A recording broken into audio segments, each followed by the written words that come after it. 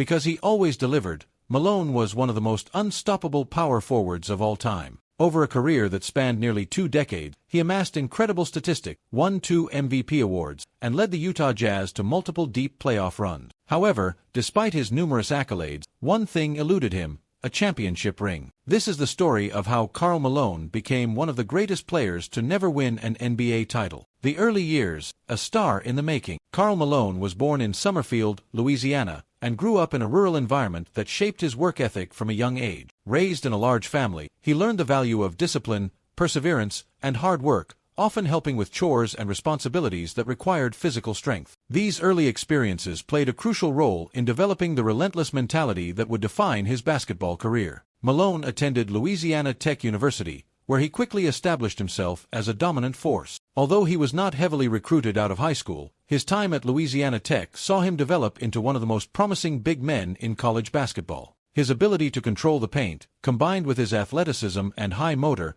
made him a nightmare for opposing teams. By his junior season, he was averaging over 18 points and 9 rebounds per game, catching the attention of NBA scouts. In the 1985 NBA draft, the Utah Jazz selected him with the 13th overall pick, a move that would define the franchise for nearly 2 decades. Initially, Malone was not thrilled about joining a small-market team like Utah, but he quickly realized that the opportunity to play in a stable system would be beneficial for his growth. The Jazz, under head coach Frank Layden, were looking for a cornerstone player to complement their up-and-coming backcourt, and Malone fit the mold perfectly. From the moment he stepped onto the court, it was clear that Malone had the potential to be special. His blend of size, strength, and agility made him an instant impact player, and his relentless commitment to conditioning allowed him to outwork opponents on both ends of the floor. He was not just a bruiser in the paint. He developed a reliable mid-range jumper and an exceptional ability to run the floor for a player of his size. His consistency in scoring, rebounding, and durability set him apart from many other rookies in his class. As his rookie season progressed, Malone's confidence soared. He earned a starting role early in the season and quickly became a fan favorite in Utah. His ability to absorb contact, finish at the rim,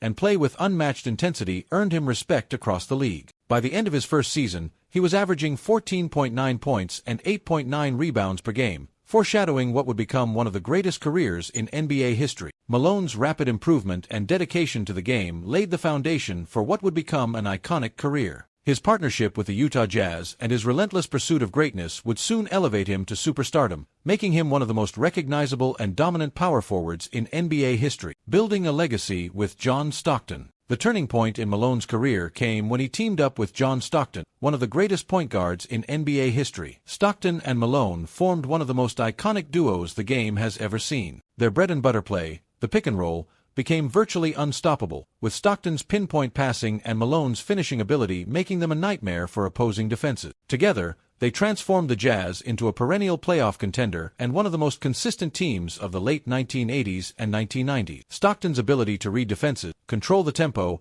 and deliver perfect assists made Malone's job easier, but it was Malone's relentless work ethic and scoring prowess that turned Utah into a true powerhouse. The chemistry between the two was unparalleled, with Stockton knowing exactly when and where to find Malone for easy buckets. The duo perfected the pick and roll to a degree that forced opposing teams to adjust their entire defensive scheme. This connection was not just built on the court, but through years of trust, discipline, and a shared commitment to excellence. Throughout the late 1980s and early 1990s, Malone established himself as an elite player. He averaged over 25 points per game for 11 straight seasons, regularly finishing among the league's top scorers. His mid-range jumper, physical post play, and relentless rebounding made him an offensive powerhouse. His ability to run the floor like a guard, despite his size, made him one of the most difficult matchups in the league. His conditioning and durability ensured that he rarely missed games, allowing Utah to remain consistently competitive year after year. Despite his dominance, Utah struggled to get past powerhouse teams like the Los Angeles Lakers and the Houston Rockets in the Western Conference. These teams had deeper rosters and often boasted multiple Hall of Fame caliber players, making the path to the finals even more challenging. In the early 1990s, the Jazz were a perennial playoff team but always seemed to fall short when facing experienced squads with championship pedigree. Though Malone and Stockton kept Utah relevant, they were often viewed as a talented duo that lacked the necessary supporting cast to truly contend for a title. Yet,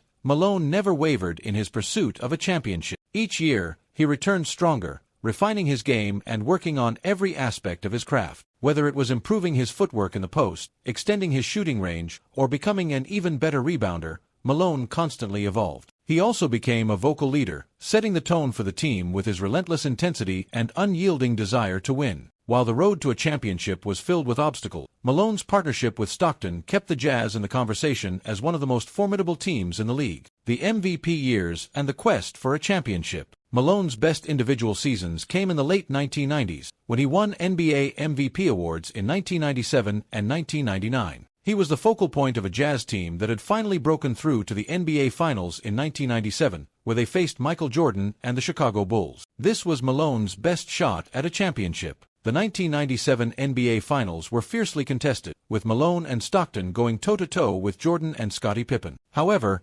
Utah fell short, losing the series in 6 games. The most heartbreaking moment came in Game 1, when Malone missed crucial free throws in the final second, allowing Jordan to seal the victory for Chicago. It was a defining moment in his career, one that many critics would point to in debates about his legacy. The Jazz returned to the finals in 1998 for a rematch with the Bulls. This time, they pushed Chicago to the brink, but once again, Jordan stood in their way. In Game 6, with Utah leading late in the game, Malone had the ball in the post but was stripped by Jordan, leading to the iconic game-winning shot over Brian Russell. The Jazz had come within inches of forcing a Game 7, but Jordan's heroics denied Malone another chance at a ring. Later years and the final attempt in Los Angeles. Even as he aged, Malone remained one of the best forwards in the league. He continued to be a dominant force well into his late 30s, setting records for scoring and durability. His ability to consistently produce at an elite level despite the wear and tear of nearly 2 decades in the NBA was a testament to his conditioning and work ethic. However, by the early 2000s, the Jazz were no longer title contenders, and Malone's championship window was closing. He had spent years carrying the franchise, but with Stockton retiring in 2003 and the team in a rebuilding phase, Malone had to make a difficult choice about his future. In 2003, after 18 seasons in Utah,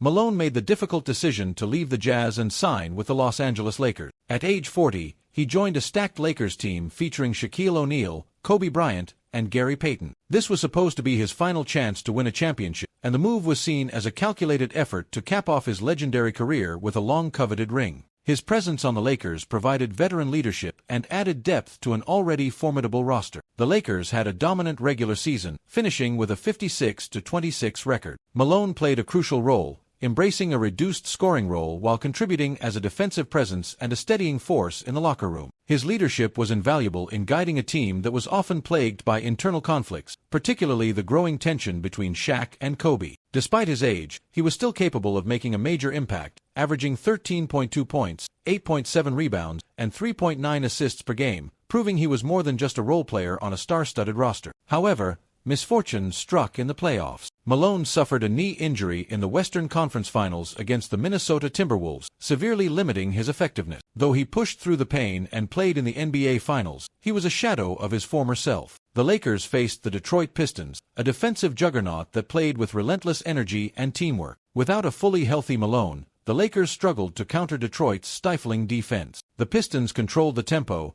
disrupted the Lakers' offense, and exposed the growing dysfunction within LA's locker room. Detroit won the series in 5 games, denying Malone his last and best shot at a championship. Malone retired after the season, finishing his career without a ring. Though he had given everything to the game, he never got to hoist the Larry O'Brien Trophy. His final season was a bittersweet conclusion to a career defined by excellence and perseverance. Despite falling short of a championship, his impact on the game remained undeniable. He left the NBA as one of the greatest power forwards of all time, cementing his legacy as an all-time great who, despite missing the ultimate prize, dominated the game in a way few ever have. Legacy of a champion without a ring. Despite never winning an NBA title, Karl Malone's place in basketball history is undeniable. He ranks second on the NBA's all-time scoring list, was a 2-time MVP, and made 14 All-Star appearances. His impact on the game, particularly his work ethic, consistency, and dominance as a power forward, remains a model for future generations. Though the lack of a championship is often used against him in debates about the greatest players of all time, Malone's legacy is much bigger than a single accolade. He was one of the most dominant players of his era, and his influence on the game can still be seen in today's power forwards who blend size, speed, and skill. Karl Malone may not have a ring, but his greatness is unquestioned. He delivered every night, left everything on the court, and became one of the most respected players in NBA history. He remains a reminder that while championships define teams, true greatness transcends titles.